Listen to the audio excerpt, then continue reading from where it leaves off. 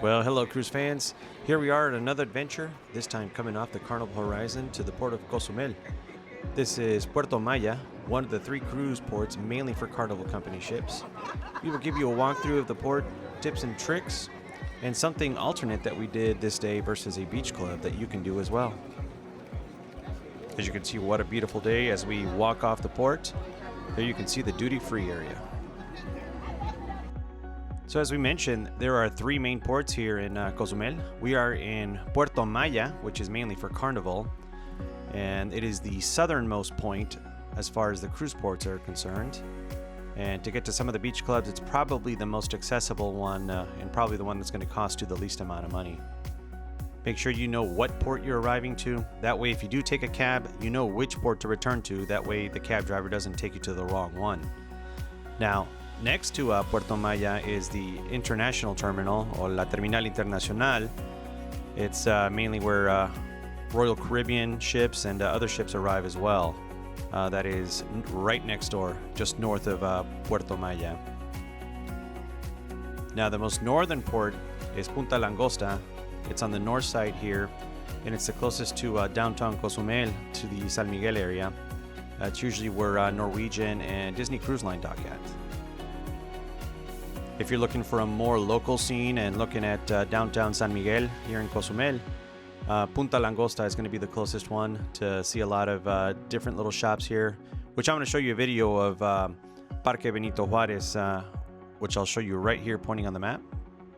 It's a good little place to go check out some little shops and buy some souvenirs and eat some food as well. It's not the complete local scene, but it's a nice place to visit. Very beautiful architecture and decorations there. And for those of you going to the beach clubs, this is kind of give you a perspective of location. Here's the arrow pointing to where Puerto Maya is. And down here is Mr. Sancho's, which is one of the furthest south ones. Nachicocom is next to it as well, but I'll point out the ones that are on the way. Mr. Sancho's is about a 15-minute ride. When we took it down there the last time, it was a $40 cab ride, but it was for 5 of us. It'll be cheaper if your party is a lot smaller. So something to keep in mind as well. If you like Paradise Beach, there's Paradise Beach just a little bit further north. So probably still about a 10 to 15 minute ride from the port as well. I'll show you a chart of the prices here a little bit further down in the video. Now, keep into perspective as far as getting back to the ship. We try to come back to the ship at least 2 hours prior to all aboard. That way it gives you time to make sure that there's enough cabs to take you back to the port, or there isn't any traffic issues getting back, and might give you a little bit of time to maybe buy some stuff on the shops there before you get back on the ship. So just heed the warning. On this day, it was kind of a short day in Cozumel. Our debarkation time was about 10:30, 11 o'clock in the morning. So it wasn't as long of a day. If you come in early in the morning, it's probably the best time to come down to the beach clubs and enjoy the sun and the beach. All right, well, let's start this tour. Here we are exiting the duty-free area. Here's where a lot of your excursions will pick you up, and you can book excursions if you haven't done one. You're going to see there's a lot of American shops in here too. You can see there's the Ron John shop, and among other things is here as well. Pretty cool little fountain over here too with the Mayan ruin theme to it. But there's a lot of things you can do here. Pharmacies, little stores selling trinkets, you name it. They have a little bit of everything here. A lot of the big shops do take credit cards, so be aware of that. But most of them rather take cash, so make sure you bring some cash, because sometimes you can work a deal better with them when you bring some cash in there. I guess it just prevents them from having to pay any kind of fee. And here's that cool little fountain I told you about with the Mayan ruins on it. Pretty cool little feature to sit down and relax as well, especially when it's super hot out here.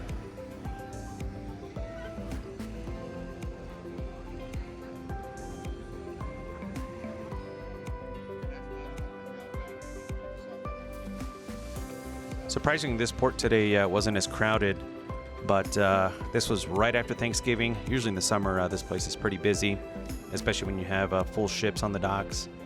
But today was actually pretty walkable, believe it or not. Something to keep in mind as well. That's why it's nice when you come into port early and can head out to your beach club as well. Easy to navigate. As you can see, a lot of souvenir shops, leather shops, trinkets, shirts, you name it, they have it here. The only thing I'll say to be a little weary about is jewelry shops. If the deal is too good to be true, it probably is. Unless you're a jewelry expert, I'd probably be careful buying any kind of jewelry here. There's really no way to verify the purity of the metal you're trying to buy. So don't get ripped off. I would probably say don't buy any jewelry here.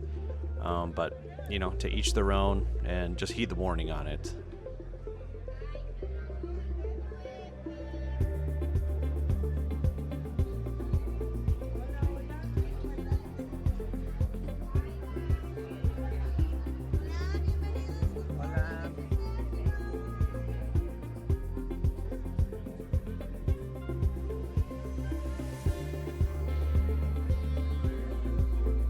And here we're coming up to one of the leather shops. You can smell this from down the way. It's amazing the way fresh leather smells.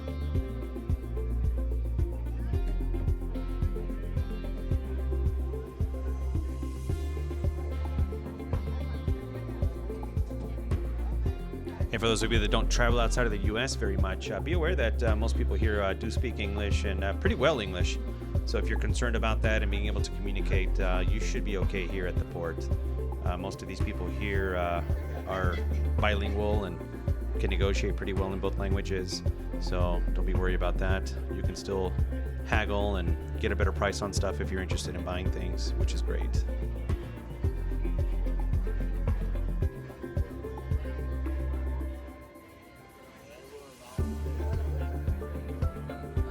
And as some people ask me, they're always worried about security, but as you can see, the National Guard and the military is out here as well, providing security. So coming to Mexico, especially in the tourist areas, is actually pretty safe to come out to, for those of you that are concerned with that. This cruise is on the first week of December, so as you can see, everything's decorated for Christmas, or they're still decorating, because as you'll see in further down in the video, they were still putting decorations and everything, getting it ready for Christmas. Not everybody like the U.S. Starts decorating for Christmas right after Halloween, so they're just starting here with the festivities in early December. But it's a pretty cool little plaza here, a little bridge to walk around. A lot of nice little decor here for the area. Very tropical for this beach theme out here. You got your coffee shop up there ahead if you're interested in that. No Starbucks out here. There is other coffee shops outside that you can go buy some brand name coffees if that's what you want.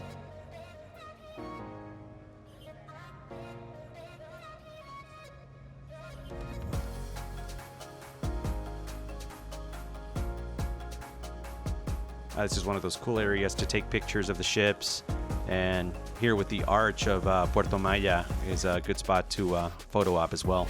As you can see, got the Christmas tree there as well. So pretty cool little spot. You can see everyone's lined up to take a picture with the ships in the background.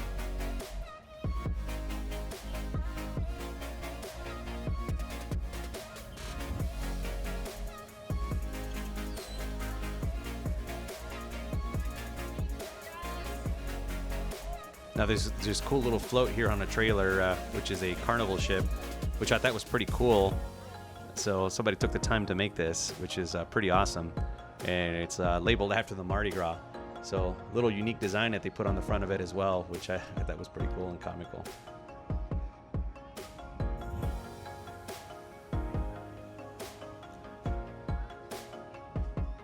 All right, so we're back here before we turned left where the nativity scene was to that center square. Going this way will take you out to the taxi cabs and transportation to get out of the port. This is also the walkway to get out if you want to walk into town to this area outside of the port. Be aware the taxis do take cash. They take dollars, so please make sure to bring some cash with you. Hopefully you got some before you left home to be able to prevent yourself from paying fees like on the cruise line. They will also be out here to try to sell you different transportation. They've got different tours and stuff that they can arrange with the taxi driver as well. I'm going to list the signage here with the price to each place you want to go to. They are fixed prices, which is really cool, and it just depends how many people are in your party. There'll be a taxi cab starter there, and you just tell them where you want to go, and they'll put you on the lineup, and they'll put you in a cab to take you to your destination. All right, we're coming up to the area where you see the sign, where you can see the prices. It's usually where everyone is ganged up trying to look at it. So here's the chart of the different places. It depends on the number of people in your party and how much they'll charge you in dollars. Again, this is in dollars. I'm sure you could pay in pesos, but you'd have to do the exchange for that if you happen to be carrying pesos. So keep that in mind. It's a fixed price, and it'll be the same price coming back. Like if you go to Mr. Sancho's, like when we went, it was a party of 5, so it was $40 one way, and it was $40 coming back. So make sure you plan for that and have the additional cash for it. Just makes it a lot easier. I don't think most of these might take cards. It's possible, unless you arrange transportation ahead of time, possibly. But it'd be something to talk to them about as well. And for the purpose of this recording, like I said, we did something alternate today. It was just my wife and I. So we decided to go downtown to Parque Benito Juarez. It was only $10 for the two of us to go one way. So it wasn't too bad of a price. Probably cheaper than an Uber in the US for that destination for the two of us.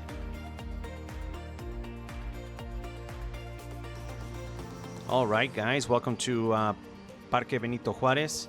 This was about a 15-minute ride from the port heading northbound. This is next to Punta Langosta, like I said. So if you're at Punta Langosta, you can walk to this location without having to take a cab. Don't take a cab if you're walkable. It's just it's nice to enjoy the weather as well. But as you can see, it's a very nice park. They are decorating it for Christmas, as you can see, beginning of December. So they weren't done with it just yet. As you can see, this is a square. It is surrounded by a bunch of shops and restaurants. So there's all kinds of food to eat out here. One of the specialties out here is cochinita pibil. You'll see that in a lot of the restaurants out here. But you'll have people outside of the restaurants trying to bring you in. They'll show you a menu and everything if you're interested in looking. But like I guess, it's also good to have cash out here as well. Like I said, you can probably get a better deal if you're buying anything like souvenirs in these shops out here. And also here, like I said, this is Parque Benito Juarez. There's the statue of Benito Juarez right there, a dedication to him. So a cool little spot with some historic pieces as well. And we've got the famous clock tower here in San Miguel. Pretty cool little clock tower. When I saw pictures of it, I thought it would be a lot bigger. Also, besides the souvenir shops, you will also have normal stores. Like there is a 7-Eleven off to my left-hand side over there. So you can buy some snacks and drinks and stuff like that if you need to. And they might sell some things that you need that you forgot on your cruise. So got a little bit of everything here. And here we come up to the Cozumel sign when you can come and take a selfie. Got your Mayan ruins as well to take pictures with. But we're coming up to the end of this video. We hope you enjoyed this. If you like this video, like and subscribe. And if you're interested in booking any cruise that'll come up to Cozumel to visit, please let us know. Our contact information will be down in the description below. Thanks for watching.